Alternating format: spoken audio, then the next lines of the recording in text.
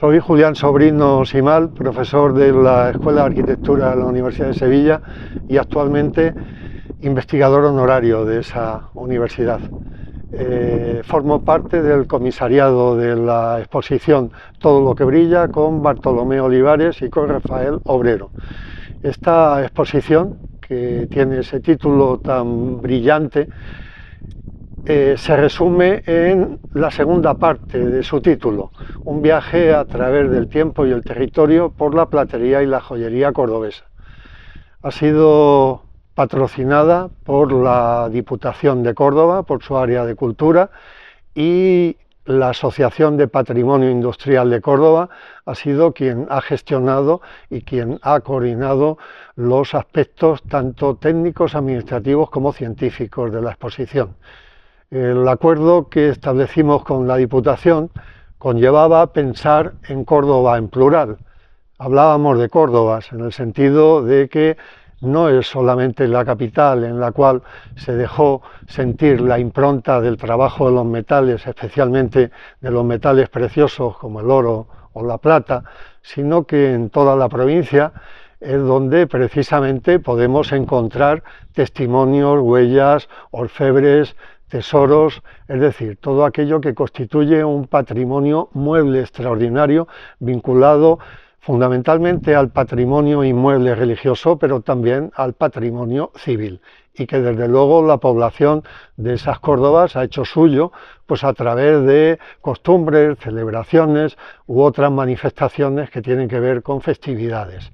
La exposición Todo lo que brilla, precisamente aquí en su versión relacionada con Lucena, hemos intentado adaptar, manteniendo una parte fundamental del discurso expositivo ya desarrollado en el Palacio de la Merced de Córdoba, pero acercándonos a lo local, acercándonos al lugar.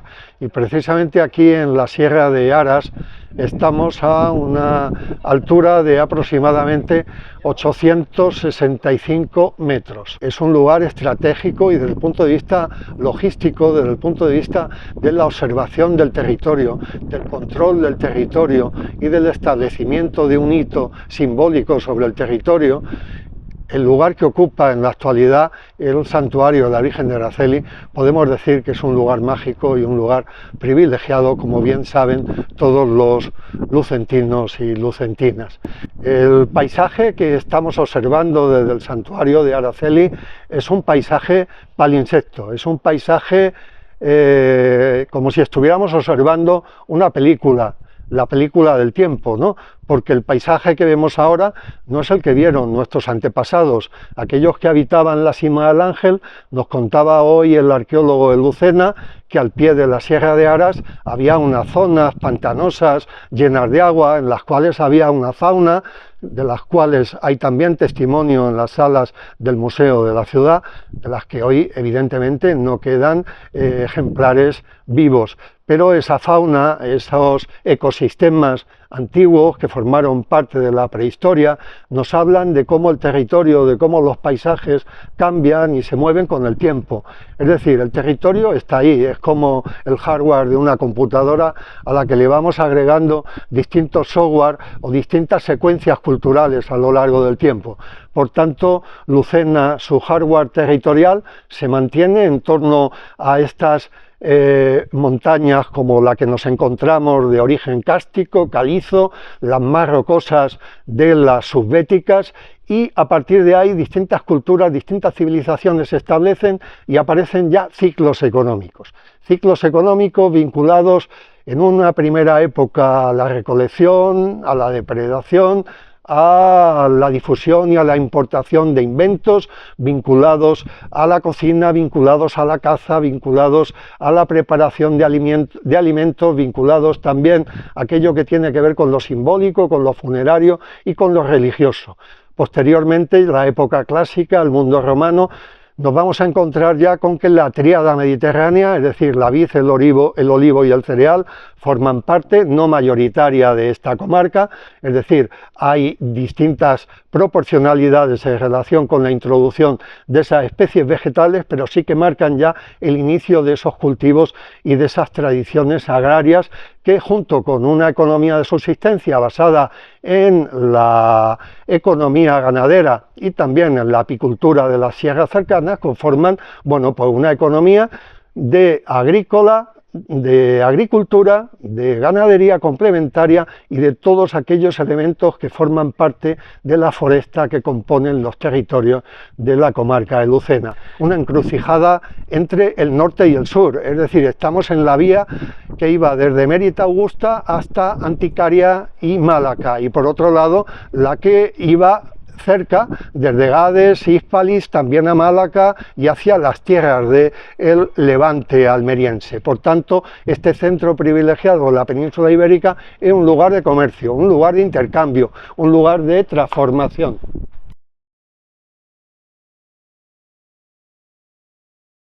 Hola, soy Francisco López Salamanca y soy cronista oficial de la ciudad de Lucena desde 1980 y desde poco después miembro de la Real Academia de Córdoba. Nos encontramos en el patio de un antiguo convento, el convento de Santo Domingo, de frailes dominicos, convertido posteriormente a la desamortización en una bodega y recuperado por el ayuntamiento con el aspecto que hoy presenta. Me solicitan que haga un resumen, una síntesis de la larga historia de Lucena, así es que empezaré por los primeros testimonios. Lo más antiguo que se ha encontrado en el término municipal lucentino es el yacimiento de la cueva y sima del Ángel, que está situado en la ladera sur de la Sierra de Aras. Este yacimiento, según las investigaciones llevadas a cabo por un importante equipo de arqueólogos y paleontólogos dirigidos por Cecilio Barroso, pues encontró un yacimiento que, en cierta manera, aunque falta todavía mucha investigación para determinarlo, en quizás un yacimiento tan importante o muy aproximado al de la cima de los huesos de Atapuerca, ya que nos referimos a una antigüedad superior a los 500.000 años, en que los homínidos, probablemente los preneandertales, ocuparon una zona, una cavidad en la sierra, una cavidad que mira hacia el sur, hacia una gran llanura repleta de una fauna insólita. Ya se han encontrado restos de hipopótamos, de elefantes, de rinocerontes y otra fauna menor que les sirvió de alimento durante mucho tiempo. Así es que, entendiendo que se ha estudiado que aquellos primitivos habitantes eran nómadas que perseguían la caza, el caso de la Cueva del Ángel es excepcional porque encontramos un poblamiento casi continuado de aquella cavidad durante muchos miles de años. Una cosa insólita de ese yacimiento es el descubrimiento de una sección donde se demuestra que durante milenios, quizás más de 300.000 años, mantuvo encendida, digamos que probablemente se apagó en algún momento, un fuego, lo que demostraría la presencia casi continua de aquellos seres en esa cueva. Con posterioridad, yacimientos ya neolíticos pues se detectan en el mismo sitio, en la cima que corresponde a esa cueva. Las excavaciones realizadas allí han demostrado restos de una población neolítica. Fue utilizada probablemente como un dolmen natural, debido a la gran cantidad de restos humanos que han encontrado, y la aparición de restos del Neolítico, del Bronce, pues permiten aventurar que, continuando las investigaciones, el yacimiento proporcionará muchos hallazgos y esclarecerá mucho la historia del sur ibérico en esa época. Pasando ya a una época posterior, pues evidentemente encontramos una población autóctona, probablemente tartésica, en otro yacimiento muy importante recientemente adquirido por el Ayuntamiento de Lucena, que es el yacimiento de Morana, una importante ciudad situada en la vía, antes que era Córdoba, la antigua vía ibérica, luego vía romana, que aparece en el itinerario de Antonino y que registra muestras, aunque ahora mismo superficiales porque no se ha llevado a cabo una excavación seria en el yacimiento, correspondiente a la época del Bronce final, es decir, desde el siglo VIII a.C. La ciudad pues muestra cantidad de restos ibéricos que registran también el choque púnico, fenicio, y concluye en una importante ciudad romana que se despuebla probablemente en el siglo III, siglo IV después de Cristo.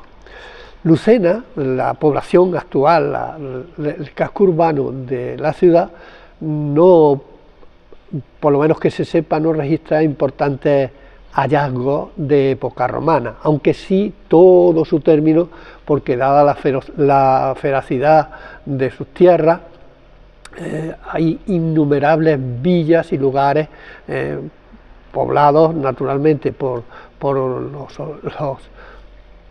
habitantes originarios de la zona, que registran naturalmente el choque de la cultura, demuestran ser asimilados por la cultura romana. Es decir, el término de Lucena pues, puede registrar, aparte de esa ciudad ibero-romana a la que se conoce como Morana, probablemente sea en la población de Angelas, que se registra en el itinerario de Antonino, pues registrar, como digo, infinidad de yacimientos de evidente influencia romana. La invasión musulmana significó el punto de partida de la población de Lucena.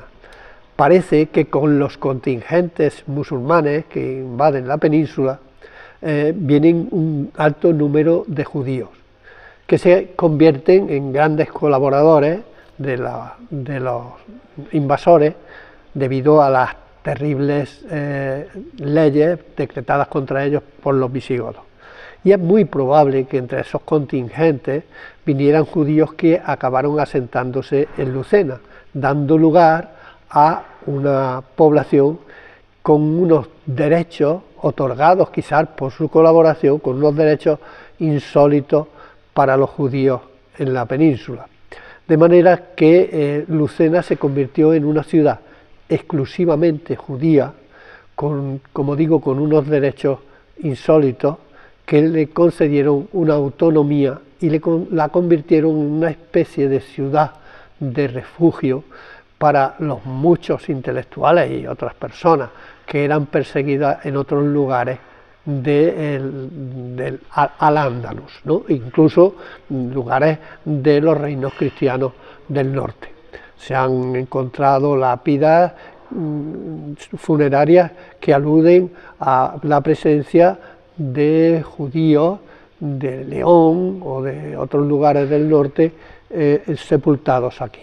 Así que se convierte en cierta manera, gracias a sus gaones. Los gaones eran una especie de directores espirituales y también políticos de aquella ciudad.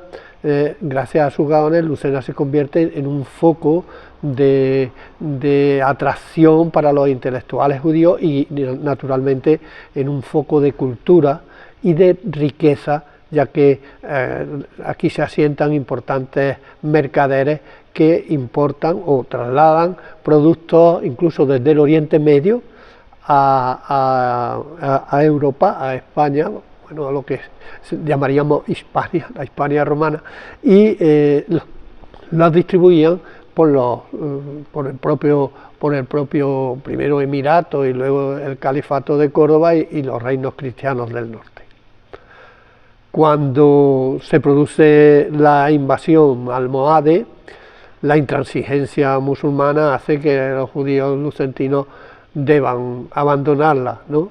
Con lo cual, durante aproximadamente un siglo, Lucena permanece en poder de los musulmanes, que convierten la sinagoga judía en una mezquita.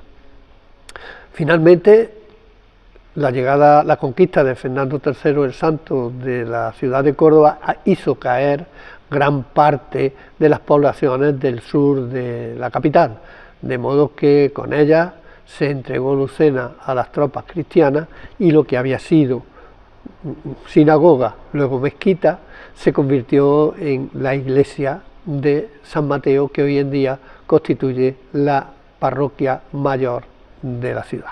En un principio, para defender la nueva frontera de Castilla, el rey, Fernando III, adjudicó a diferentes nobles, a diferentes órdenes religiosas, la defensa de la frontera. Así es que Lucena fue otorgada, concedida en posesión al obispo y al cabildo de la Catedral de Córdoba. En su poder se mantuvo durante un tiempo, hasta el momento en que el rey Alfonso XI, pues obliga en cierta manera al obispo de Córdoba a permutarla con propiedades que tenía su favorita en Córdoba. Me refiero a Leonor de Guzmán.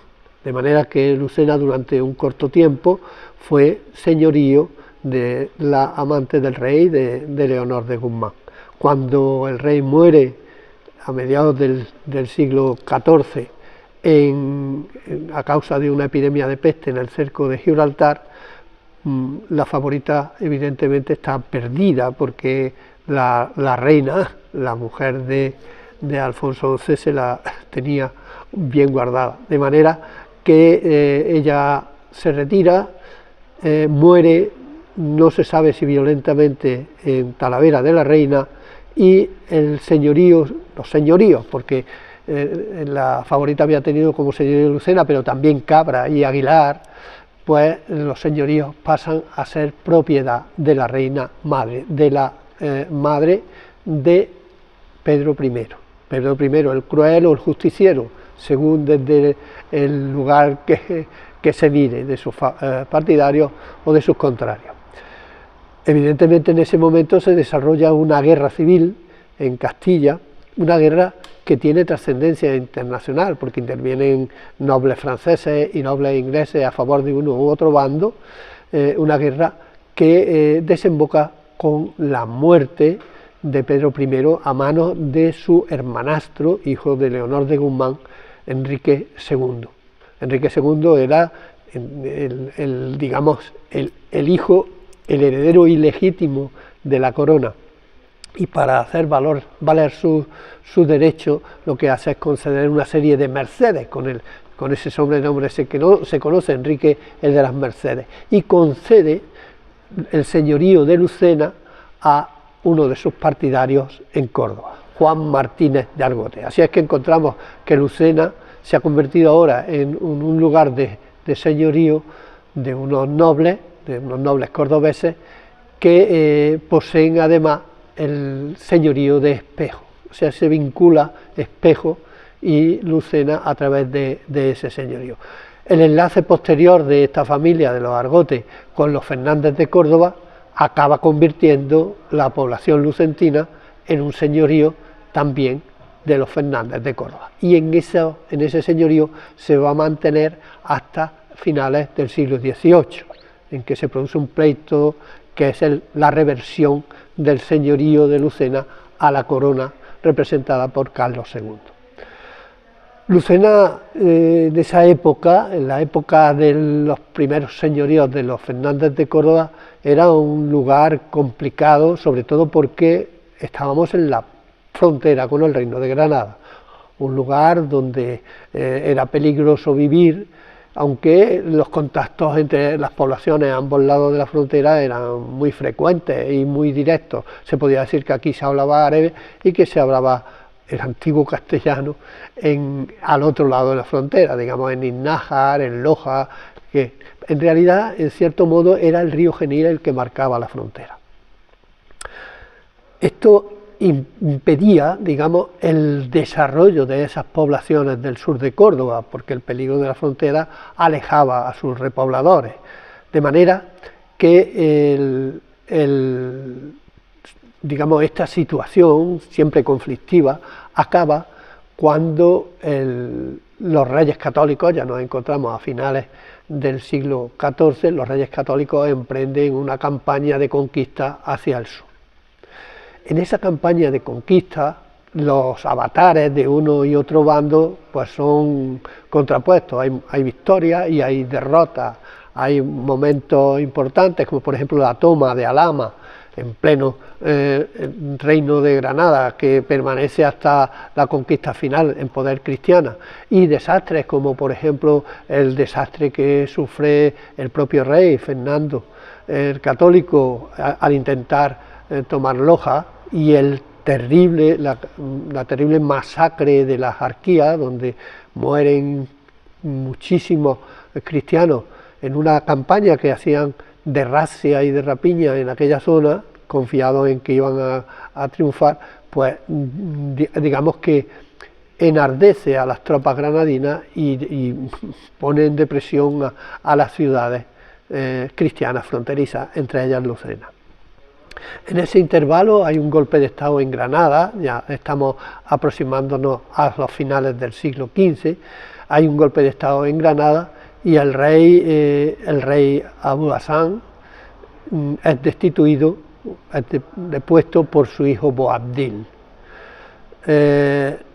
Diversos acontecimientos granadinos que enaltecen al rey depuesto y un poco hunden a Boabdil hace que éste emprenda una serie de campañas para prestigiarse en el sur de Córdoba. Y estamos hablando ya del año 1483. Realiza una primera campaña por el sur de Córdoba, como digo, entrando hacia Baena y Luque y llevándose gran cantidad de ganados, esclavos, prisioneros, bastimentos, y realiza otra campaña por la zona oriental de la provincia, entra por Montalbán, La Rambla, saquea esas poblaciones, Montilla, Aguilar, y en su retirada intenta apoderarse de Lucena. Al ver que no lo consigue porque el alcaide de los Donceles, que era entonces el Fernández de Córdoba, poseedor de la ciudad, había reclamado la ayuda de otros Fernández de Córdoba, como eran el señor de Aguilar y el duque y el conde de Cabra, el señor de Baena, pues Boabdil está por retirarse y los refuerzos que llegan hacia Lucena emprenden la persecución contra las tropas granadinas en retirada. Se enfrentan en un lugar aproximadamente a unos 6 kilómetros de Lucena, que es el campo de Ara, y allí, sorprendentemente, siendo muchos menos en número, consiguen derrotar a las tropas granadinas, que huyen y son sorprendidas en esa huida por el señor de Aguilar, que entra desde Antequera con sus tropas y en cierta manera le corta la retirada. La trascendencia de esa batalla es crucial para la conquista, entre otras cosas porque cae prisionero el rey de Granada, Boabdil, conocido como el Chico, que es trasladado a Lucena y encerrado en el castillo del Moral. Desde allí, después de muchas negociaciones con el conde de Cabra, que pretendía que le entregaran el prisionero, cosa que el alcaide de los Donceles no hizo, conviene en trasladarlo a Córdoba y desde allí buscar a donde estuvieran los reyes para entregárselo. De hecho, no fue necesario porque fue el propio rey católico el que se desplaza a Córdoba y allí recibe el rey musulmán, el rey Boabdil. Inmediatamente ordena que se traslade y y se confine en una torre que todavía se conoce como la Torre de Boabdil en Porcuna. Y unos meses después, creo que 5 o 6 meses después de negociar digamos, la liberación del rey, mediante declararse vasallo del rey de Castilla, entregar una serie de fondos, de tributos, el rey es devuelto a la libertad, regresa a Granada y naturalmente en Granada, digamos que se extiende una guerra civil que al final propiciaría la caída del reino de Granada. Como todo el mundo sabe, se produce en primeros de año de 1492. Es un acontecimiento tan crucial para el sur de Córdoba que significa una renovación de las poblaciones, de sus poblaciones. El peligro que había significado la frontera ha desaparecido y por tanto hacia Lucena y hacia otras poblaciones evidentemente acude un aluvión de repobladores, gente joven que no tenía, digamos, muchas perspectivas de futuro en otros sitios, resultan atraídos por un lugar donde para repoblarlo, evidentemente, se había otorgado cierta exención de impuestos, se les había ofrecido solares para construir, terrenos, solares y materiales, y terrenos que cultivar. De manera que de los, digamos, aproximadamente 1.500 habitantes que según un censo había en esta población a finales del siglo XV, pasamos hacia 1515 a tener 15.000, de manera que Lucena, de un golpe, digamos, en poco tiempo, se convierte en una población que es la segunda en importancia del entonces reino u obispado de Córdoba. A partir de ahí, pues el crecimiento de Lucena, digamos que es meteórico, y solo las circunstancias políticas generales que se producen ya en el reinado de Felipe II, con importantes devaluaciones de la moneda, las guerras continuas que Felipe II mantuvo en Europa, pues solo esas circunstancias frenaron un crecimiento que, como he dicho, era meteórico. Es de importancia resaltar que precisamente en el siglo XVI, a partir de 1562, ya se registra la presencia en Lucena de la imagen de la Virgen de Araceli, una devoción que rápidamente cala entre el pueblo y que la proclama como su patrona y abogada desde esos años. La devoción se ciñe exclusivamente a Lucena en un principio, pero que luego se extiende enormemente por toda Andalucía hasta el momento en que se comienza a conseguir de la Iglesia su ratificación como patrona, cosa que no se consigue porque el siglo XVIII finales es un siglo, como he dicho, muy conflictivo, y solo hasta el momento en que llega al papado Pío IX, mediados del siglo XIX, pues no se proclama como patrona única de la ciudad. En cuanto a la calle Mesón, la calle Mesón Grande recibe ese nombre de que en ella se encontraba el mesón del duque. Precisamente los señores de Lucena eran propietarios monopolizaban prácticamente todas las industrias, los hornos de pan, los molinos, las lagares y por supuesto también los mesones. De manera que el mesón grande del duque da nombre a la calle del Mesón, donde, según parece, habitó durante algún tiempo Martín Sánchez de la Cruz, un importante platero cordobés del 17, que dejó muestras de su trabajo, por ejemplo, como he dicho, en las mazas que llevan como símbolo del poder real los maceros municipales o los pectorales. aunque también se le atribuye el templete del Corpus Christi, muy interesante, y algunas otras piezas de la platería que conserva el tesoro de la parroquia mayor de San Mateo. Dice que aunque se le han atribuido durante mucho tiempo las andas de plata de la Virgen de Araceli, que actualmente han sido replicadas para conservar las antiguas y que se han utilizado hasta hace poco tiempo en las procesiones de subida y bajada del santuario, pues evidentemente, aunque estuvieron atribuidas a este platero famoso, parece que traspasó, digamos, el encargo a otro platero de su época y de su gremio, del gremio de San Eloy de Córdoba.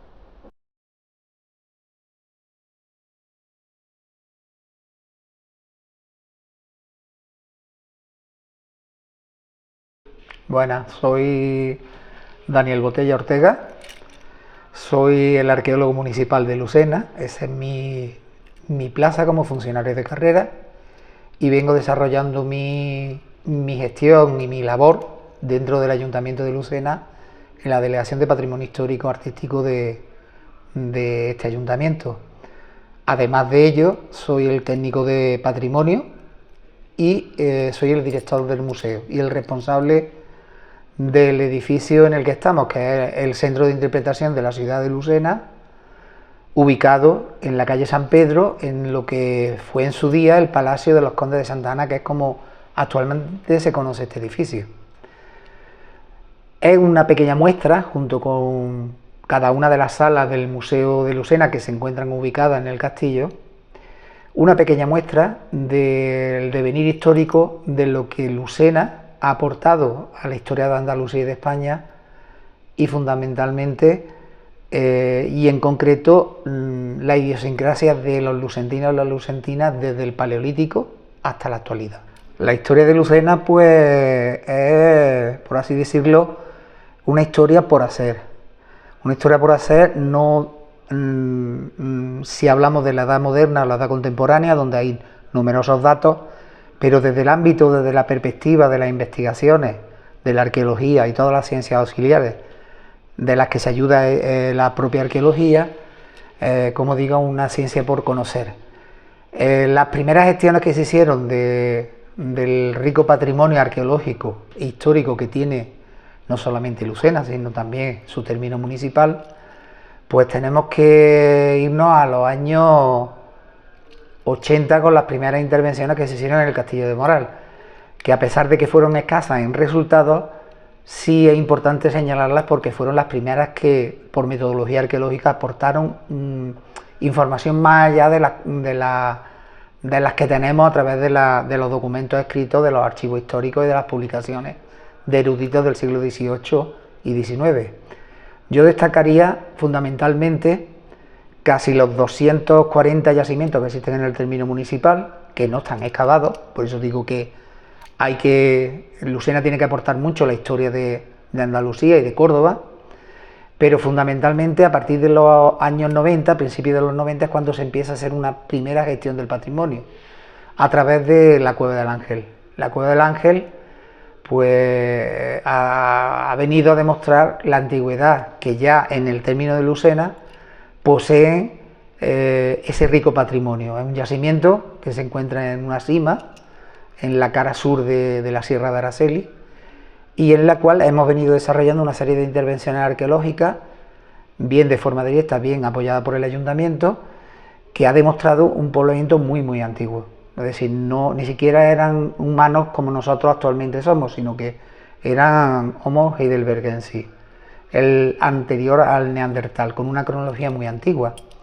Es una zona de hábitat, es una zona de, entre comillas, enterramiento, y es una zona de cocina, es decir, allí mismo cocinaban, transformaban, hacían sus herramientas, y delante de la sierra, de donde tenían la Cueva del Ángel, pues tenían un inmenso paisaje encharcado en el que había una fauna rica y potencialmente bueno, unos nutrientes que evidentemente ellos aprovechaban.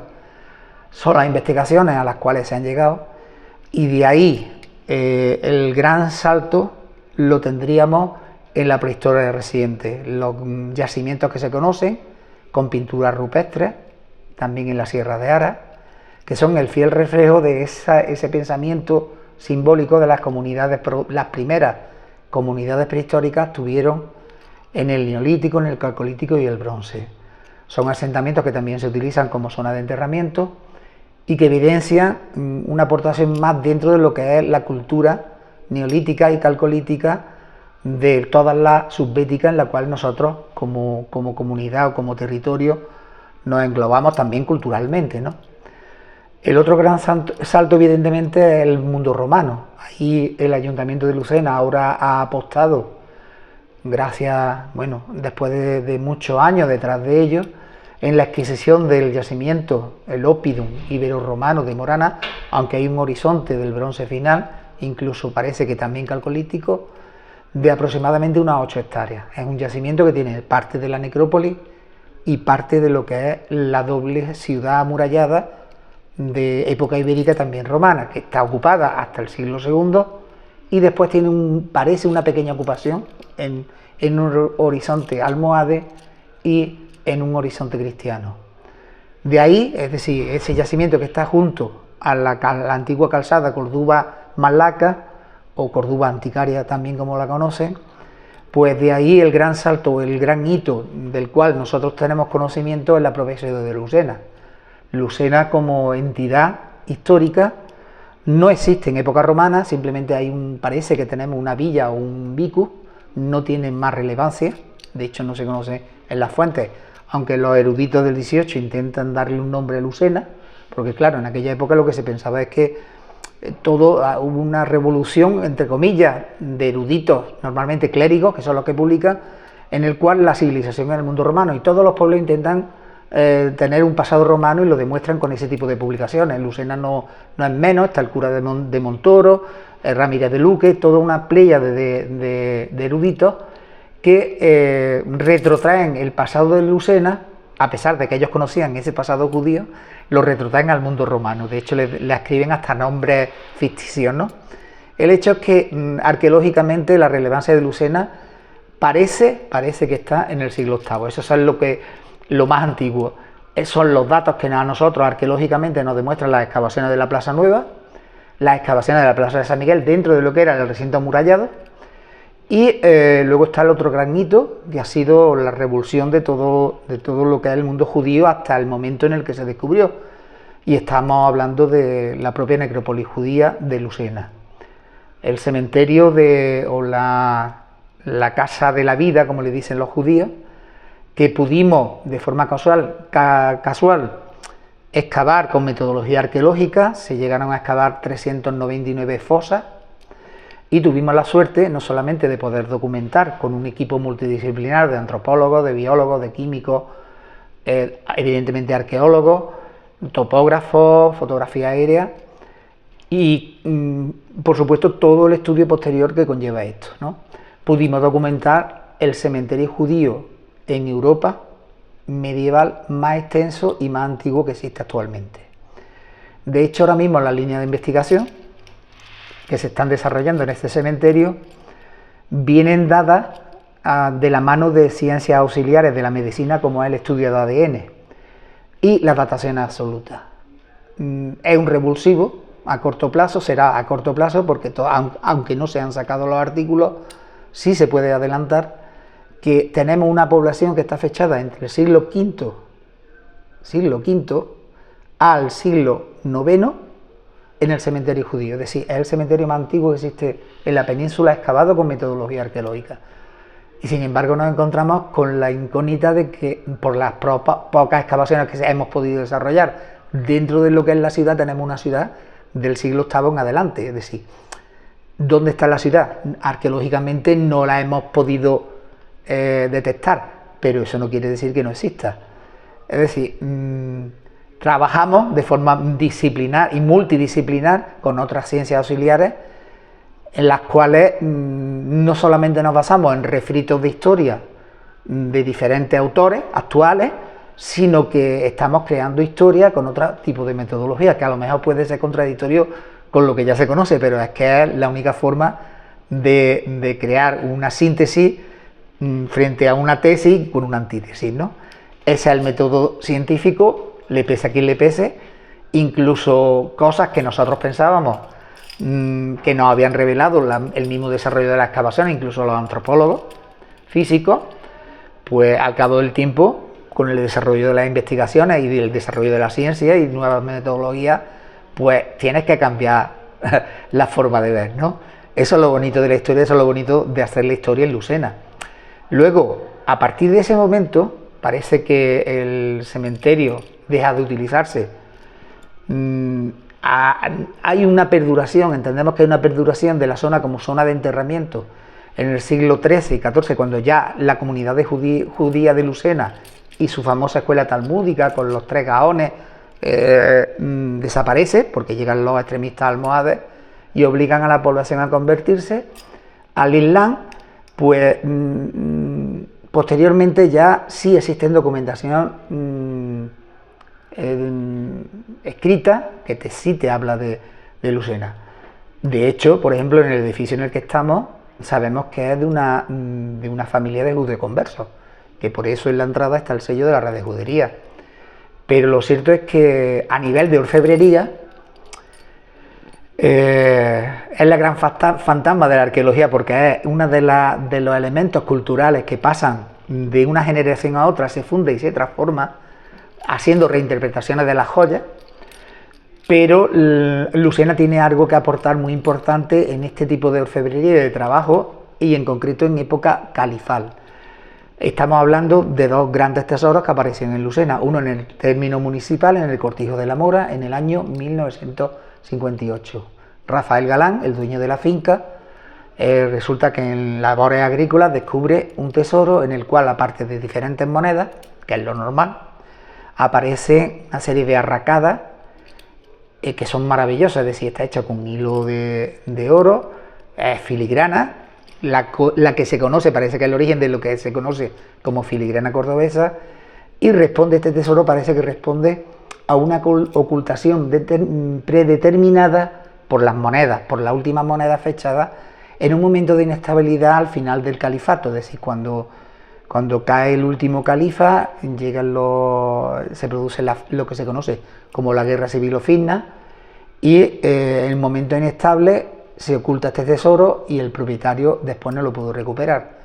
Y la otra gran aportación, pues correspondería al tesoro del castillo, que realmente no apareció en el castillo, aparecieron en los años 60, durante la realización de la cimentación de lo que actualmente se conoce como la Plaza de Abastos, sobre una antigua Plaza de Abastos que existió hasta los años 80, se derribó y se volvió a construir la actual, ¿no? Encima está en la Delegación de Urbanismo y otras oficinas. Esas 2 grandes aportaciones, junto con las posteriores de época moderna y contemporánea, que sí son bien conocidas, pues son las grandes aportaciones que Lucena puede decirse que se incluyó, ¿no?, dentro de ese desarrollo. De hecho, sabemos que, por ejemplo, una sola pieza del juego de 2 arracadas apareció en una excavación en un nivel de escombrera, excavada por Luis Alberto López Palomo, que en paz descanse, en la ciudad de Córdoba, y tiene la misma tipología de arcos trilobulados que las arracadas de Lucena, ¿no? Y luego el otro gran tesoro que ha salido hace poco y que está también expuesto en el Museo de Córdoba es el tesoro de la Marguilla, que apareció en Baena. Ahí las arracadas creo que recordad que son de plata, pero por ejemplo dentro del resto de piezas que aparecen en el tesoro de Lucena están los anillos. Aquí aparecieron sin las piezas semipreciosas. En la Marguilla hemos tenido la suerte de que se conservaban, ¿no? El mundo medieval, y en el caso concreto de Lucena, es muy especial porque a Lucena siempre se la ha entendido como la ciudad de los judíos, la ciudad de la poesía. Lucena realmente fue una república independiente dentro de todo el panorama político que existía en Al-Ándalus, por la cual se pagaba la DIMA, es decir, un impuesto específico de los libros de los pueblos del libro, como los musulmanes le dicen, a los mozárabes y a los judíos, y a cambio, a través de ese impuesto que se pagaba al poder político del califato, del emirato, pues ellos tenían el privilegio o tenían la permisividad, por así decirlo, de poder administrarse ellos solos. Lucena parece que es una fundación, como nosotros pensamos, a través de los resultados de las citas, ¿no?, que siempre se ha conocido como libre de gentiles, es decir, para un judío, un gentil es un musulmán, un cristiano, no es que sea un pagano. No existía el paganismo en este periodo, estamos hablando del siglo VIII. Por lo menos aquí, ya no existía. Y Lucena desarrolló un gobierno de rabinos propios, un Beddín, como se le llama, grandes gaones en el siglo XI que recogen la tradición de las escuelas talmúdicas de Córdoba, cuando cae con las Fitnas de Córdoba y cuando cae con el Progrum de Granada en el 66, y acoge a esa población y acogen a esos eruditos. Siempre se ha conocido como libre de gentiles. De hecho, la cita del Al-Idrisí, estamos hablando del siglo XII, antes de la invasión de los almohades. La cita es concreta y concisa, aparte de todas las citas concretas y concisas de Baena, de Cabra, la descripción que hace de todos los pueblos de Al-Ándalus. A Lucena la cita como libre de gentiles, los más ricos, y además donde se tenía prohibido la entrada de musulmanes y de cristianos. Habla de arrabales judíos fuera de la línea de muralla, habla de un arrabal musulmán, tenemos arqueológicamente detectado el cementerio, pero lo interesante de todo eso es que en ese autogobierno, en esa república, se pudo desarrollar esa escuela talmúdica que desde la perspectiva actual del siglo XX se puede interpretar como una pequeña universidad. Valga las diferencias, ¿no? Pero prácticamente, para que me entendáis, quien quería tener un buen currículum dentro de las comunidades judías en el siglo XI tenía que pasar por Lucena, igual que ahora quien quiere ser un buen veterinario tiene que pasar por la Facultad de Veterinaria de Córdoba. Pues en Lucena pasaba exactamente lo mismo, siempre pongo el mismo ejemplo. Pues bien, esta escuela talmúdica no solamente servía para enseñarte el Talmud y la Torá, la lengua hebrea, se hablaba el árabe, se estudiaba el árabe, porque los judíos piensan y hablan en árabe. La lengua hebrea es la lengua sagrada, es la que se expresa en la sinagoga o en momentos muy determinados del ritual de la muerte, del nacimiento, del tránsito del niño a la persona mayor. Pero no solamente se enseñaban estas lenguas, se enseñaba física, química, se enseñaba orfebrería, astrología y medicina. Claro, ahí está esa pequeña aportación. En el museo nosotros tenemos numerosas herramientas que, si bien no es de orfebrería, porque es muy difícil que se conserve, salvo que sean en contextos cerrados de tesoros que se han ocultado y no se pudieron recuperar en su día, sí es verdad que demuestran toda una serie, ese tipo de herramientas expuestas en el museo y otras que tenemos también almacenadas. Por falta de espacio no se pueden exponer. Ese nivel de vida que llegaron a tener, es decir, elementos de cosmética, incluso una ampolla que está rota y en la cual se pudo recuperar dentro de un pozo negro restos de mercurio líquido. El mercurio líquido es el elemento fundamental para los que estudian la alquimia. Claro, no solamente la estética, sino también, por ejemplo, el armamento, los adornos personales y sobre todo, pues lo que es la numismática tal, que en Lucena no tiene seca, pero sí se administró. De hecho, bueno, pues en el tesoro como ya digo, de la Mora y en el tesoro del castillo Plaza de Abastos, pues Lucena aporta en su día este tipo de elementos que, bueno, enriquecen el conocimiento de la orfebrería y fundamentalmente ese tipo de patrimonio.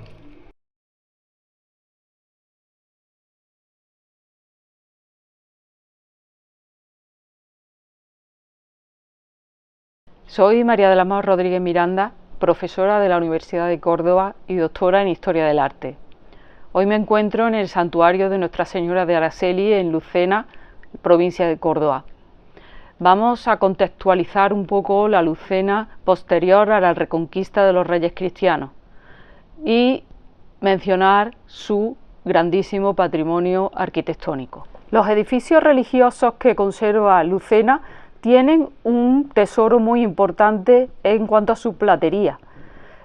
Todas y cada uno de estos edificios contienen piezas de platería y las más antiguas precisamente están en San Mateo. Allí podemos encontrarnos con un portapaz sobredorado que data del siglo XVI y además tendremos ejemplares magníficos del siglo XVII, como por ejemplo el templete procesional del Corpus Christi. El siglo XVIII nos va a dejar importantísimas obras de los más destacados plateros de la ciudad de Córdoba, como Damián de Castro, Antonio Santa Cruz, Antonio Ruiz o Manuel Aguilar y Guerrero, entre otros muchos, además de plateros del siglo XVII e incluso anteriores. Hubo plateros en Lucena, pero no nos queda constancia de la realización de algunas de sus piezas o de la conservación de algunos de sus ejemplares. Sí podemos decir también que la relación entre estos edificios y los marqueses de Medinaceli y posteriormente también duques también tendrá su reflejo en la platería. Se conserva en la parroquia de San Mateo un importante ajuar donado precisamente por estos duques a la parroquia y que contienen los punzones de Damián de Castro, el más importante platero cordobés del siglo XVIII, y están enmarcados con su escudo. De Araceli también tiene un importantísimo ajuar de platería. Uno de los templetes más importantes que se conservan en la provincia de Córdoba, por no decir Andalucía, es el templete procesional de la propia Virgen, que es del siglo XVII. También está atribuido a otro de los plateros más importantes de ese momento, Martín Sánchez de la Cruz. La corona de la Virgen también es otro de los ejemplares más importantes que tiene esta localidad. Por poner algunos de los ejemplos, porque no solo las parroquias, el santuario de la Virgen de Araceli tienen piezas de platería, también los antiguos conventos, Santo Domingo, San Francisco, el Carmen, todos ellos tenían objetos litúrgicos como cálices, como copones, vinajeras, acetres y un sinfín de piezas más que diariamente se utilizan en el rito de la misa.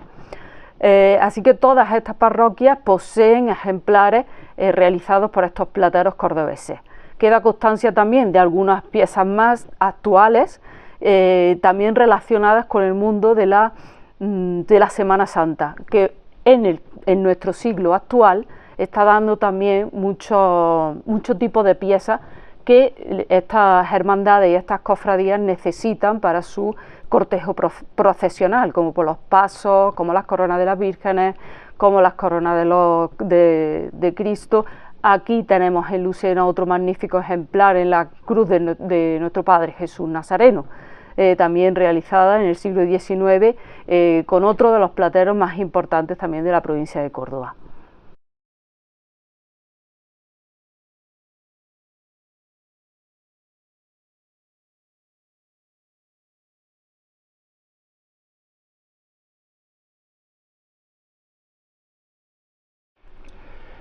Hola, buenas, soy Gonzalo Angulo de Lucena y pertenezco a una familia de artesanos dedicados al mundo del bronce y de la artesanía en orfebrería. Mis primeros pasos de niño, soy la quinta generación y cuando era pequeño pues visitaba con frecuencia, era mi sitio de juego casi, el taller de mi abuelo y era un peligro, la verdad que era un peligro. Cuando yo entraba por la puerta empezaban a quitar herramientas del medio porque me gustaba ruchear con todo. Después esa fábrica donde había unos 40, entre 30 y 40 empleados, vivíamos en un centro, en el centro de la ciudad, y después nos pasamos ya con mis padres y mis tíos, que eran 7 hermanos, montaron una fábrica a nivel industrial y en esa hubo ya una cantidad importante de trabajadores que en aquella época eran de las posiblemente más punteras de manera artesanal que había en Andalucía, y ya habían 200 trabajadores. se exportaban a Australia, África, América, a todos los continentes, y en España pues teníamos una buena imagen con relación sobre todo en los temas de Semana Santa y de iglesias. Después de muchos años pues la empresa ha ido dando tumbos, por desgracia para peor, y vamos quedando cada vez menos porque, como sabemos, la artesanía no está de moda, o está muy mal pagada, o está muy apoyada por los entes públicos. A mí me encantó el arte desde primera hora, y decidí quedarme como artesano con mi familia. Estuve aprendiendo con todos ellos, cada uno tenía o aportaba unos conocimientos, y a mí me gustaba mucho, y pues daba muchas horas para aprender todo lo que hoy hice. Hoy ya estoy jubilado y es mi hijo el que precede, el que está a cargo de la empresa. Nosotros llevamos una trayectoria desde 1880, como comenté, es la quinta generación, y nos dedicamos al mundo de la orfebrería principalmente. Hacíamos velones, hacíamos capuchinas, almireces, pero eso pues también se dejó de fabricar debido a que la tecnología va avanzando y los nuevos materiales, donde las ollas ya no eran de cobre, eran de acero inoxidable, donde la luz, que era importante en aquella época, en el siglo XVIII, XIX, donde los velones eran importantes como útil doméstico, pues la electricidad hace que también desaparezca y se inicie una decoración ya agresiva con relación a lo que nosotros hacemos. Y el velón pertenece al mundo de la decoración, lo mismo que las ollas, las ánforas y otras cosas. Nos decidimos ya ir apartando un poco ese mundo porque no era rentable, y nos metimos también, ya avanzamos o mejoramos el mundo de la orfebrería, y a partir de los años 20, antes del 36, nosotros ya fabricábamos temas de orfebrería, de lampistería, y trabajamos para iglesias y cofradías.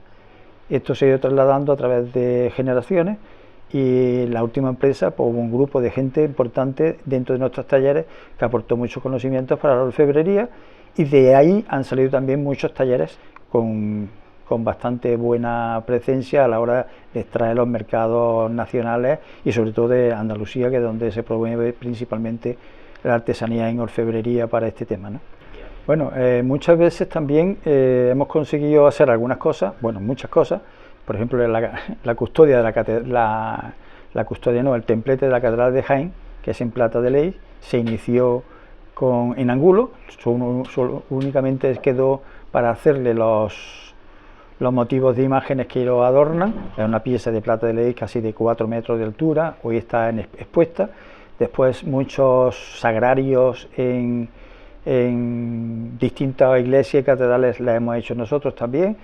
La Semana Santa por ejemplo, Málaga, Sevilla menos, pero en Málaga principalmente hemos trabajado muchísimo en trabajos de orfebrería religiosa para iglesias y para cofradías, ¿no? Después, a nivel de otro tipo de artesanía, como es la fundición, se han hecho algunas figuras en bronce, como el Nazareno de Marbella, en bronce a una altura 1:1. Hemos hecho, yo qué sé, son incontables coronas en todo tipo de materiales, no solamente en cobre o en latón plateado, sino después en plata de ley.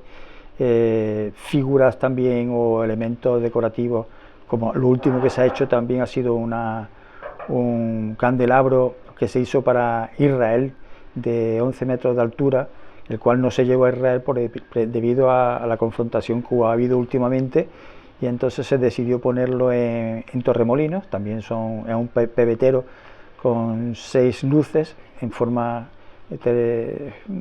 helicoidal hacia arriba. Y después, en cuanto a copones, cálices, barandas, a la Catedral de Jaén le hemos hecho muchísimos arreglos y muchas restauraciones, y después muchas cosas en plata para imágenes y también creo que somos importantes, porque no lo decimos nosotros, sino porque nuestros clientes no lo solicitan, en restauraciones de calidad antigua, ¿no? Por ejemplo, hemos restaurado toda la platería que tenía Ronda, no solamente la concatedral, la catedral que está, o la iglesia principal de la Asunción, que está en Ronda, sino por ejemplo en Córdoba hemos restaurado las barandas de de la iglesia mezquita, bueno, de la iglesia catedral, lámparas grandes que ponen en Jaén, el Santo Rostro le hemos hecho cosas, a la Virgen de la Capilla, a la Virgen de Rocío.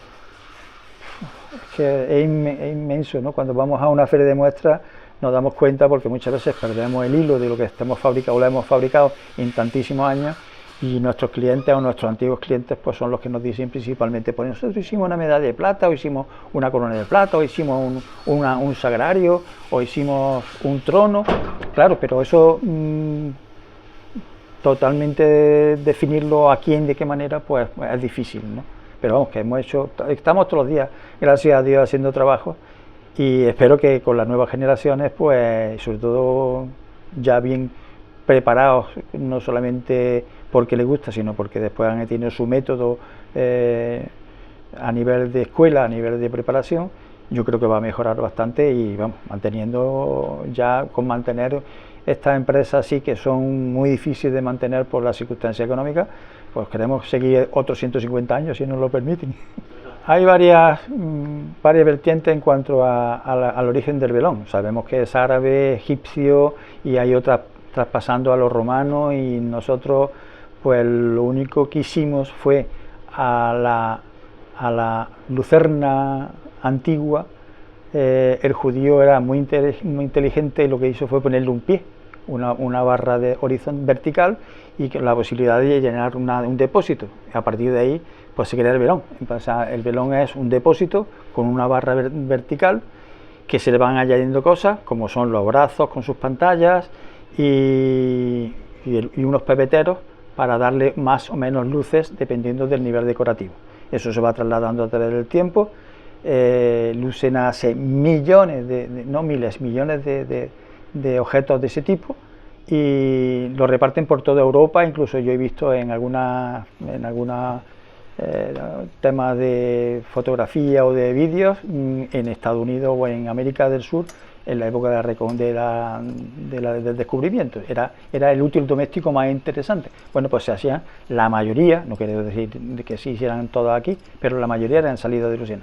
Después se hacían con distintas decoraciones, con distintas alturas, y ya en la época más normal, a partir de 1900, que seguía siendo un útil totalmente doméstico, pues empiezan a decorarse, ya empiezan a ponerse con más labrados, se le van poniendo añadidos como eran unas cadenitas con los útiles colgados. En la parte alta se ponía el escudo de la ciudad o el escudo de Lucena, en este caso. Además todavía se encuentran en muchos sitios, como cosa única es el escudo, que es un castillo y un lucero dentro de las pantallas de Lucena. Es decir, ahí es donde se ven que esos elementos, esos velones eran de Lucena. Y en la época en 1950 aproximadamente, cuando la Virgen de Araceli se le hace patrona de la localidad, José María Pemán hace un canto, un himno a la Virgen, que a través de eso mi abuelo realiza ese velón de 1000 corazones, que el texto es: velón de 1000 corazones, Lucena se está quemando por tu amor en oraciones. Y se le da el título de velón de 1000 corazones. Se realizan unos pocos con esa cantidad de corazones dentro de ese mismo velón. Después ya no, pues debido a que incrementaba muchísimo los precios, pero sí se mantienen algunas partes del velón con esos corazones, tanto en la base como en los cuerpos, como en las pantallas. El velón es una evolución constante, ¿no? La pantalla es posterior. El primero es solamente el depósito con un pie y un asa, y después se le van metiendo las placas laterales, que no eran tan repujadas, eran simplemente chapas lisas muy pulidas, para que por el reflejo se podían orientar para indicar enviar la luz por reflexión a otro sitio, ¿no? Y ese velón después nosotros hacíamos, pues ya digo, capuchina de columpio, ollas, los ahumadores para los calientacamas antiguos, almireces, quinqués, apliques de pared, el antiguo candil árabe, que era un candil en forma cónica, que también tiene una asa curva. Se han hecho miles de cosas en esta ciudad y por artesanos de esta ciudad. Hola, soy José Carlos Angulo, soy hijo de Gonzalo Angulo y en este caso sería la siguiente generación en esta empresa de orfebrería. En este caso sería la sexta generación. Mis primeros pasos en el mundo de la orfebrería, la verdad que siempre de un modo u otro ha estado ligada desde muy chico, porque aparte de cuando los temas de ir al colegio y los estudios y todas estas cosas, pues cuando mi padre siempre me traía también al taller con mi abuelo, y a lo mejor pues de chico ya primeras cosas, a lo mejor limpiando ya piezas, algunas cosillas que pudiera uno hacer, también como siempre se ha dicho que al principio si empieza barriendo el taller también he echado alguna orilla barriendo el taller por aquí. Y eso, de chico, pues hombre, con la edad pudiendo hacer lo que pueda hacer en las máquinas y en los trabajos, pues limando o limpiando eso, limpiando piezas de las fundiciones, siempre todo eso desde chico. Los veranos también viniendo a echar siempre una mano al taller, siempre hemos estado muy vinculados aquí al trabajo. Después en temas de estudios, pues yo seguí mis estudios de bachillerato y de universidad, y en un momento dado pues se plantea ya el entrar dentro de lo que es ya la familia, en el trabajo en sí, dedicarme a lo que es este mundo de la orfebrería. Porque al fin y al cabo siempre, como he dicho, desde chico he estado vinculado a ella, y siempre el arte es algo que, quiera o no, lo llevamos dentro a los que nos gusta este mundillo. Y aparte pues de conocimientos de siempre familiares, ¿no? Como van trasladando de mi abuelo a mi padre, de mi padre a mí. Pues también tuve una época de estudios en Córdoba, que lo hice un grado superior de platería y joyería también, en el cual también allí aprendí sobre todo también más cosas de joyería, también para los cinceles, en fin, un poco como vinculado a lo aprendido ya que tenía de casa. El futuro de empresa que tenemos ahora, la verdad que el cambio generacional fue en una época un tanto complicada, porque fue la época del COVID y demás, ¿no? Pues al final sí salió bien, y con el apoyo siempre a lo mejor de mi padre, que es donde uno siempre va apoyándose, ¿no? Es continuar con la empresa e innovar, pues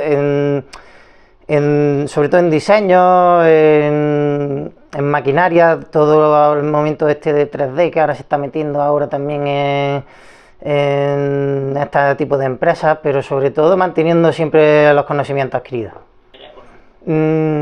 Sí sé que ha habido mujeres vinculadas a la empresa, pero en relación con el ámbito familiar de nosotros, no, porque yo he tenido eso, yo tengo un hermano y él también estuvo vinculado a la empresa, como claro, como chicos pues hemos estado trasteando en el taller, siempre trabajando, echando una mano en todo lo que hemos podido. Lo que pasa es que él pues fue por otros caminos y estudió una posición y está trabajando de Policía Nacional.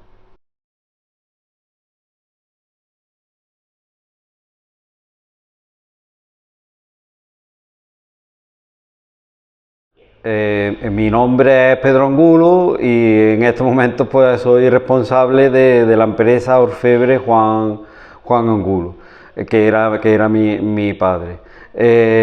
¿Cómo empecé aquí? Pues empecé de niño, con 8 o 9 años, no había móviles, no había ordenadores. Vivía pues prácticamente al lado de donde tenían el taller, y me venía y me entretenía, y así fue como empezó a introducirse en la sangre este trabajo. Digamos que entonces es familiar.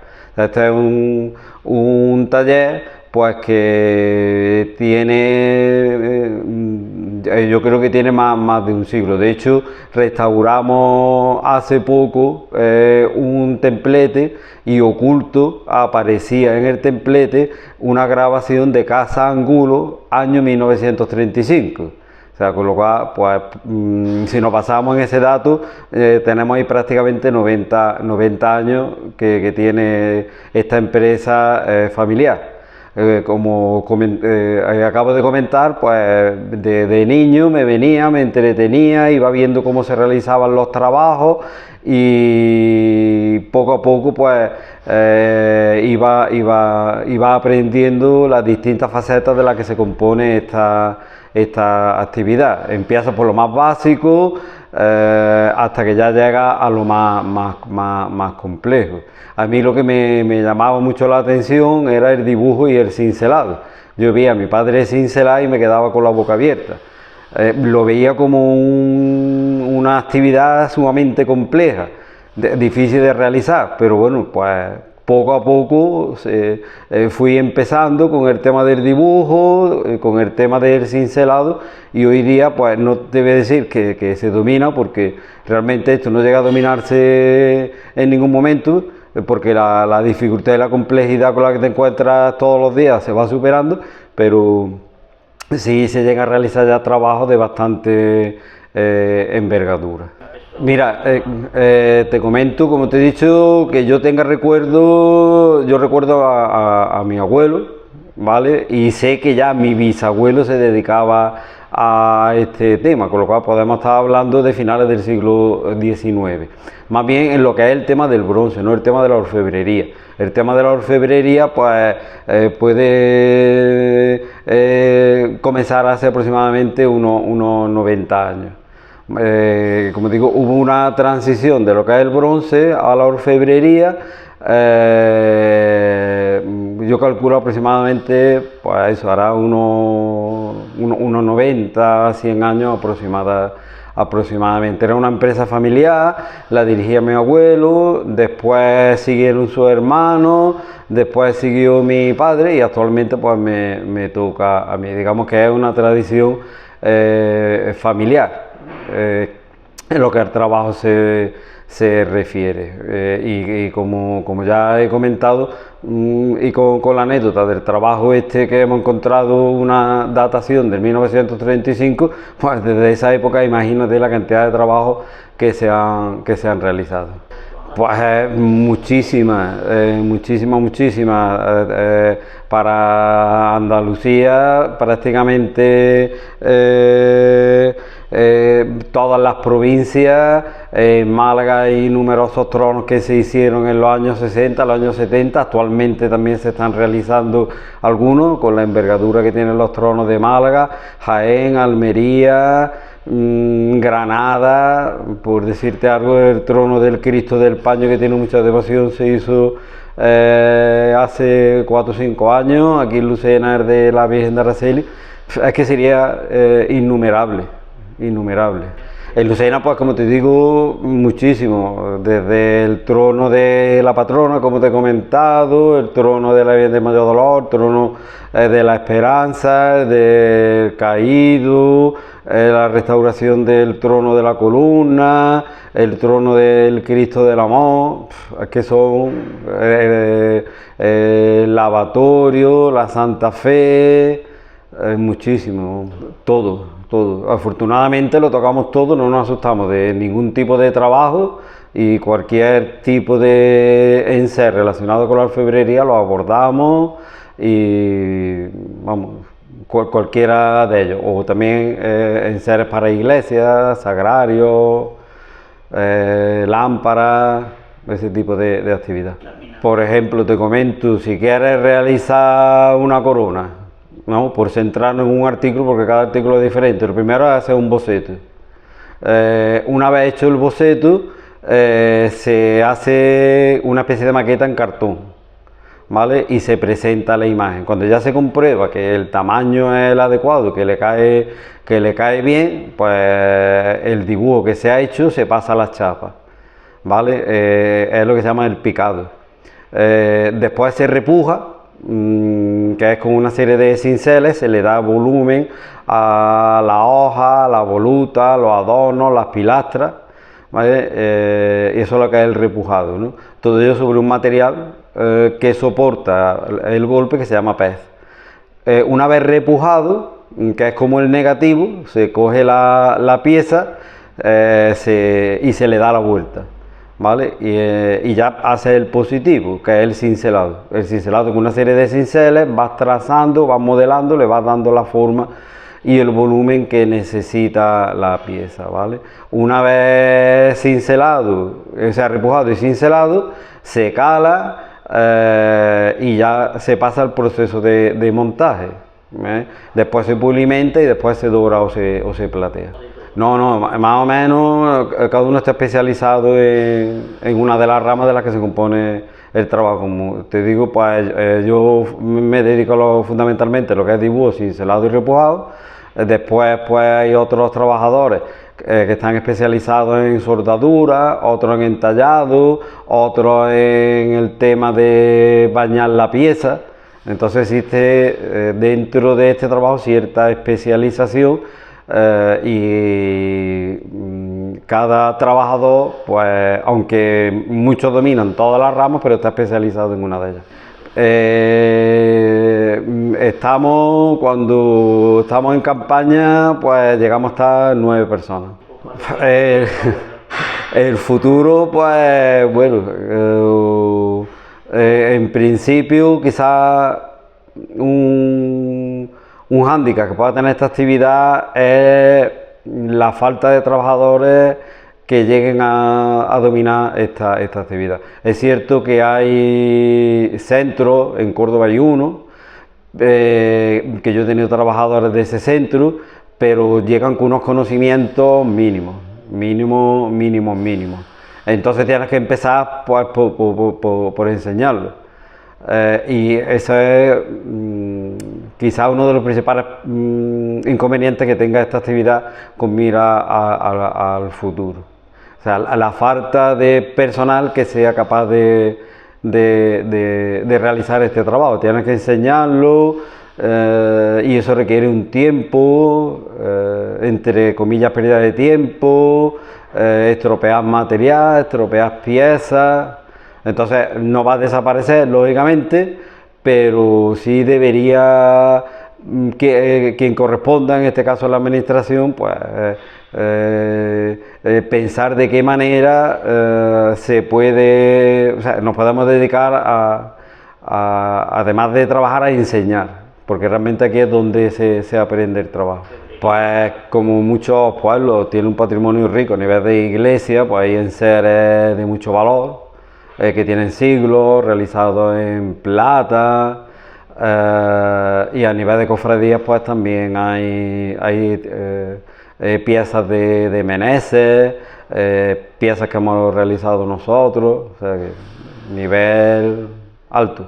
Pues yo tengo hijos, pero ninguno se dedica a esta actividad. Han dirigido su futuro hacia otra faceta que no tiene nada que ver con la orfebrería.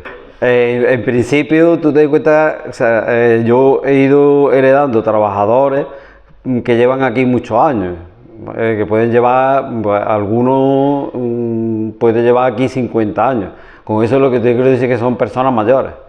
Es decir, que cuando se jubilen, pues en principio no hay relevo con la tranquilidad y seguridad que a mí me dan el que me hagan algún tipo de trabajo, ¿vale? Es verdad que tengo algún trabajador joven que quizás pueda seguir con la actividad.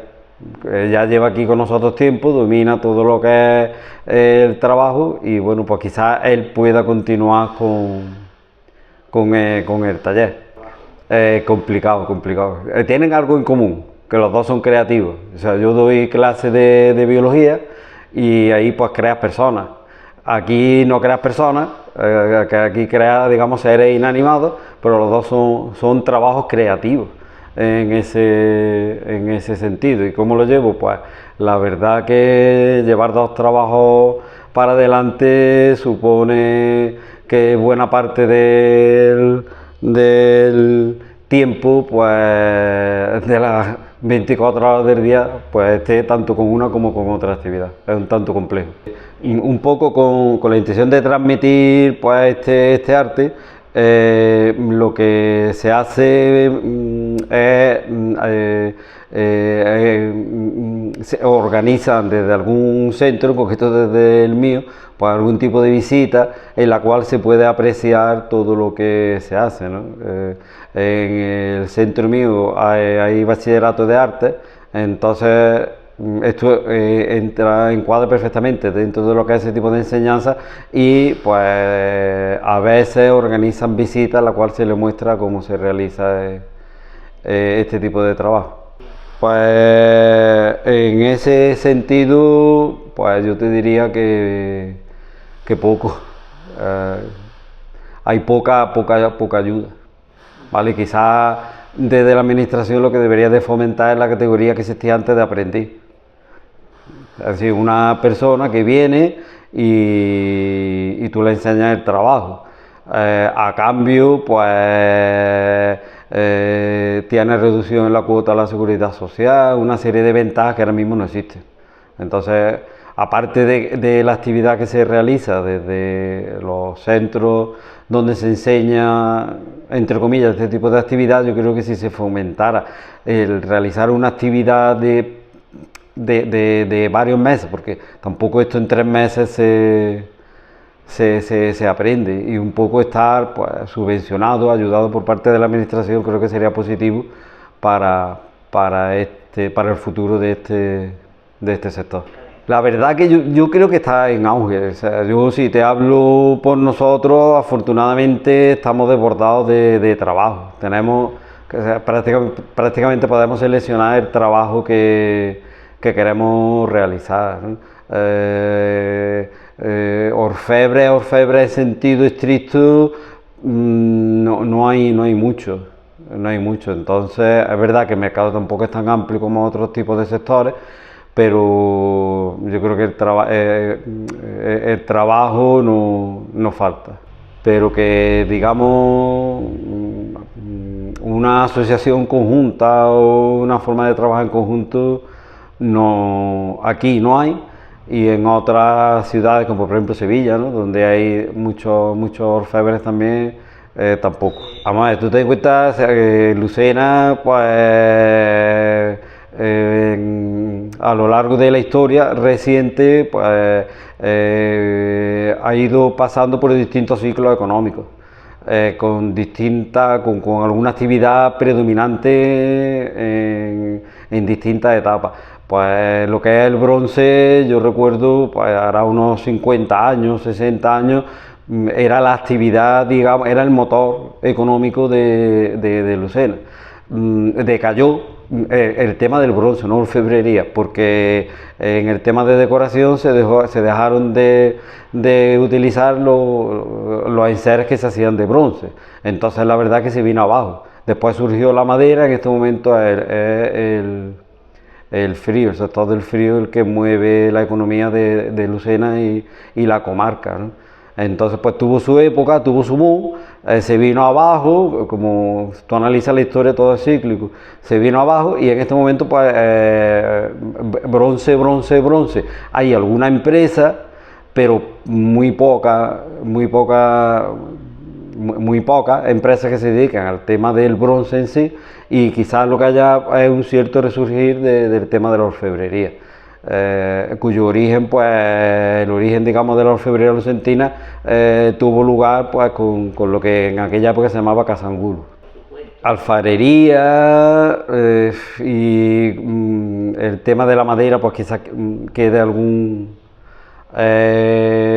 artesano, pero poco más, ¿no? En la imaginería, pues también hay imagineros como Javier López, que en este momento pues está desarrollando grandes obras, y quizá por ahí vayan los tiros.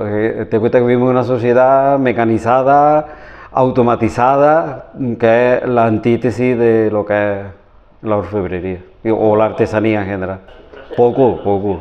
O sea, yo estoy utilizando máquinas pues, que tienen 80 años, cinceles que tienen 80 años. O sea, tecnología, digamos que el proceso básicamente es el mismo que hace 2000, 3000, 4000 años. No, nosotros todo por encargo. O sea, yo no fabrico y almaceno. El que te encarga un tipo de trabajo lo quiere de alguna manera personalizado, entonces o sea, a cada uno se le da el aire, el estilo, los elementos, las características que quiere la cofradía o la parroquia. O sea, sí, también hay algún caso que te llega a lo mejor algún párroco, yo quiero he visto tal Cali en la catedral de no sé dónde y yo quiero, entonces se hace, aunque en la mayoría de las ocasiones, o sea, eso se hace muy pocas veces, la mayoría de las ocasiones son piezas diferentes a lo que es. Sí, también, sin problema. Afortunadamente tenemos una instalación de baño excepcional, con cubas de gran tamaño y se hace mucha restauración. Pues, por ejemplo, en Málaga se han restaurado de cofradías importantes varios tronos, ¿no?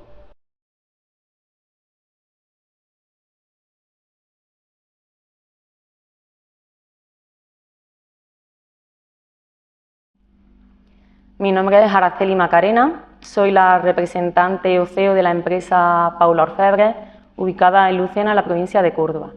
Nuestra empresa es una empresa eminentemente familiar, formada actualmente por mi hermano y yo, pero cuyo origen se remonta a 1980, cuando mi padre inicia una andadura estableciéndose por su cuenta como entallador, que era su oficio original.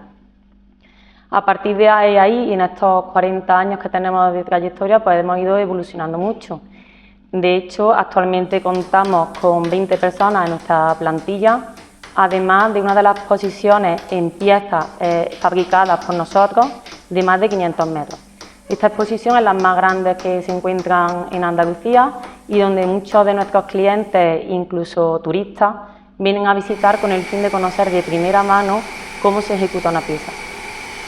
Disponemos en nuestros talleres de manos totalmente artesanas porque cada persona es un puesto, es decir, donde está el cincelador no puede estar un entallador, todos los oficios son realizados artesanalmente, entonces tenemos que tener en cuenta y poner en valor sobre todo lo que representa la orfebrería andaluza. Bueno, he de decir que mis primeros recuerdos desde niños, tanto los míos como los de mi hermano, se remontan a esta empresa, cuando veníamos a visitar a mi padre a lo mejor un fin de semana, porque es verdad que antes se trabajaba en una jornada laboral más extensa.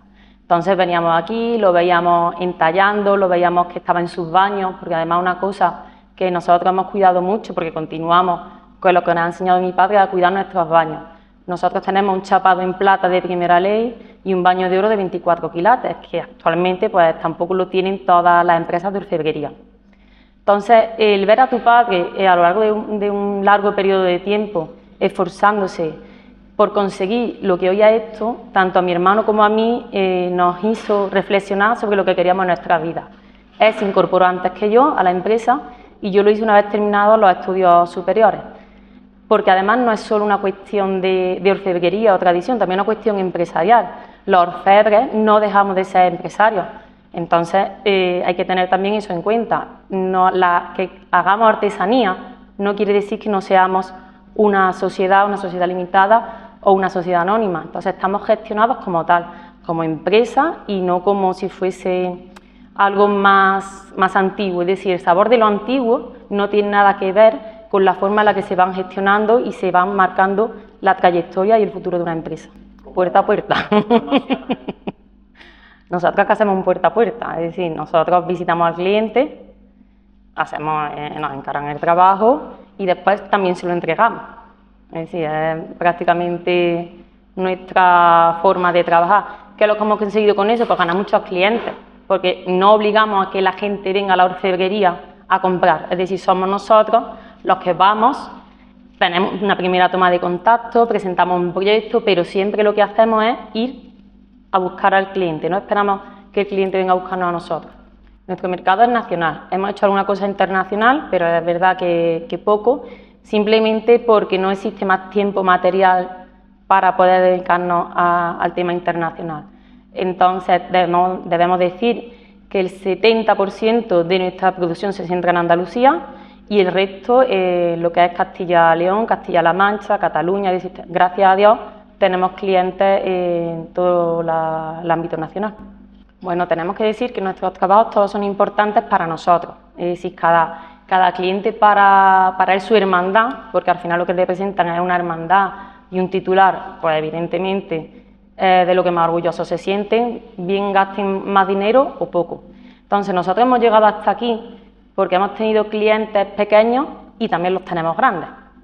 A partir de ahí, pues trabajos que hayamos hecho en Lucena, pues estamos muy contentos con unos blandones que hicimos para Jesús Nazareno, candelería para la Virgen de las Servitas también, se han hecho varias restauraciones para la Virgen de Araceli. A nivel regional, pues que no sería capaz de decir, puedo nombrar, por ejemplo, dosel gótico para la Virgen de Regla de Chipiona. Hemos hecho restauraciones para la Villa de Lepe, se han hecho restauraciones para la Virgen del Rocío, patrona de Almonte, para la Hermandad Matriz. Muchísimas, es que es imposible. Nosotros actualmente tenemos más de 4.000 clientes de cofradías y hermandades en base de datos, entonces es muy difícil recopilar todos los trabajos que hacemos al mes. Es que cada pieza es única. Entonces, al final, ya no es solo lo que nosotros aportamos a la pieza, porque los que están dentro, es decir, mis compañeros todos, tienen que romperse un poco la cabeza para ejecutar bien lo que hemos diseñado nosotros o lo que nos trae la hermandad. Entonces, piezas que estemos contentos, muchas. Que me recuerden cosas bonitas, por ejemplo, coronamos una Virgen hace 2 años, que es la Virgen de Gracia de Helbert. Bajo diseño de un compañero, se ejecutó todo en plata y en oro. Entonces, claro, eso cuando hace el aniversario anualmente, pues te gusta volver a ver las imágenes. Pero es que cada cosa que se hace es que se aporta, porque es que hay que hacerla desde el principio, desde que estamos haciendo el dibujo, y hay que modificarlo, porque el cliente quiere otra cosa, hasta que tú lo ves salir por la puerta. Entonces, funciona todo así. Sí, nosotros todo lo que es detalle, todo lo que conforma la orfebrería, podemos hacerlo. Es decir, como le he explicado, desde el inicio de un dibujo a cuando está la pieza deteriorada. ¿Qué nos ocurre con el deterioro de las piezas? Pues que hay veces que se pueden hacer las restauraciones y otras que está la pieza tan mal que tenemos también que aportar un poquito de nuestra sabiduría y de las técnicas artesanales que nosotros tenemos aquí. Hombre, entrar en este sector al principio, que ya llevo casi 20 años, pues la verdad es que no fue fácil. ¿Por qué? Porque todo está dentro de un mundo, estaba en un mundo, el de las hermandades, en manos de los hombres. Cada vez que se ha ido incorporando la mujer a muchos otros sectores, pues también lo ha hecho las hermandades.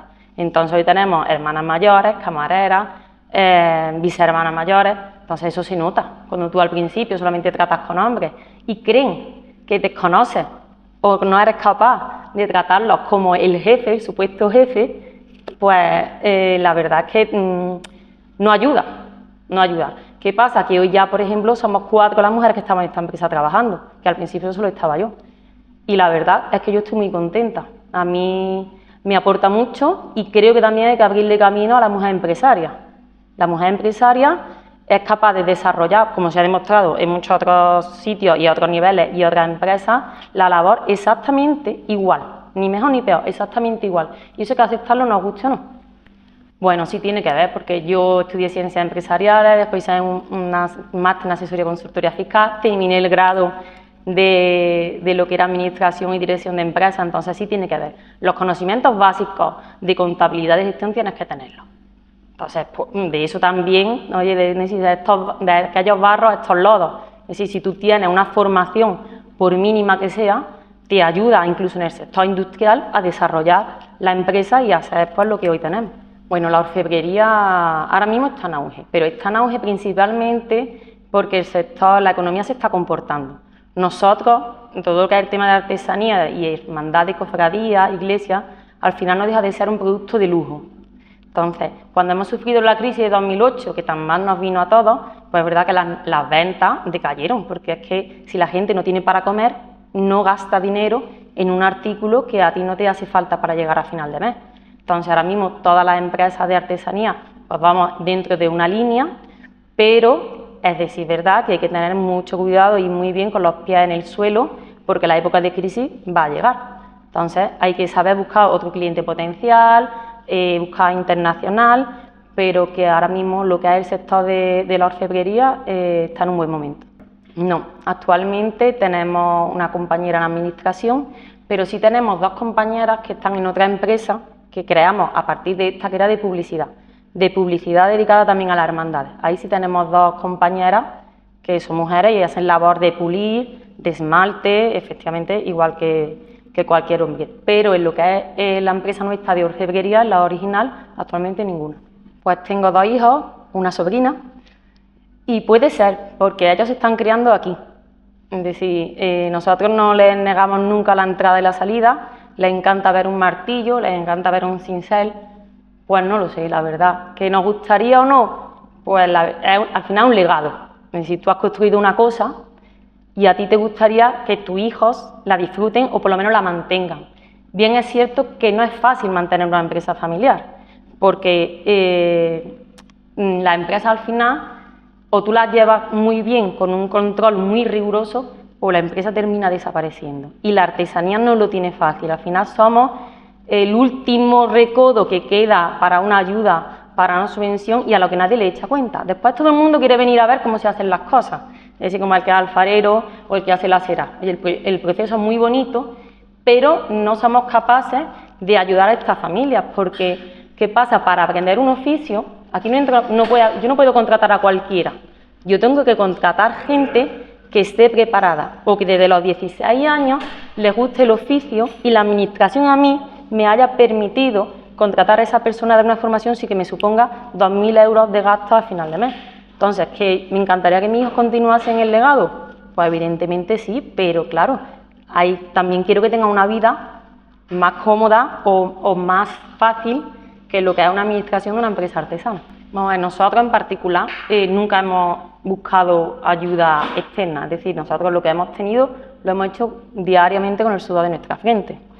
Es verdad que los trámites, por ejemplo, aunque sea para obtener la carta de empresa artesana, son largos y son tediosos y empiezan a mandar documentación y es mucho más fácil que un funcionario se desplace aquí y vea que lo que le estamos mandando es correcto a que ponga en duda lo que yo le mando, porque entonces yo no puedo tardar un año y medio en obtener una carta de artesanía, es que no tiene sentido, porque si sale una ayuda y no la tengo, la estoy perdiendo. Entonces, en la administración es verdad que están muchas cosas y hay muchos problemas que resolver, pero también somos un puntito en el mapa al que hay que tener en cuenta. Nos hemos puesto nosotros en contacto con ellos cuando hemos tenido algo de interés de hacer, por ejemplo, en Dubái, en sitios donde sabemos que nuestro trabajo puede ser apreciado, pero finalmente nunca hemos hecho nada, ya les digo, principalmente porque nosotros tampoco hemos tenido tiempo material para poder ejecutar otra cosa que no sea la orfebrería. Hombre, de Lucena en concreto han salido buenísimos trabajos porque tenemos grandes orfebres, hemos tenido grandes orfebres y actualmente creo que somos 5 empresas las que hay dedicadas a la orfebrería. Y esas 5 empresas han sido capaces de llenar de arte Andalucía y España. Entonces ha aportado muchísimo, muchísimo. Y no hay sitio al que vayas que no recuerden los orfebres que hemos tenido aquí. Bueno, en la Casa Angulo, de ahí es que salió mi padre. Es decir, era una familia de orfebrería y cuando esta familia cierra o fallecen, empiezan a salir diferentes orfebres que son los que estamos actualmente, las 5 orfebrerías que quedamos. Bueno, yo que tengo mucha con mi padre. Entonces, mi padre ha tenido siempre mucho amor por lo que ha hecho. Ha peleado siempre por lo que ha creído. Y eso, mi padre se hubiera dedicado a ser orfebre, o se hubiera dedicado a la carpintería, o se hubiese dedicado a otra cosa, hubiese dado igual, porque tanto mi hermano como yo hubiéramos seguido sus pasos, hubiese hecho lo que hubiese hecho. Entonces, a partir de ahí, todo, para nosotros, tanto mi padre como mi madre, que lo ha apoyado durante toda su vida, a lo largo de su camino empresarial, que no ha sido fácil, hubiésemos hecho lo que mi padre nos hubiese pedido. Sí, cuando mi padre inicia su andadura, mi madre está con él, que es lo que hemos estado viendo antes, cortaba las chapas, se llegaba a pulirlas, decir, claro que sí, mi padre conoce el oficio también perfectamente.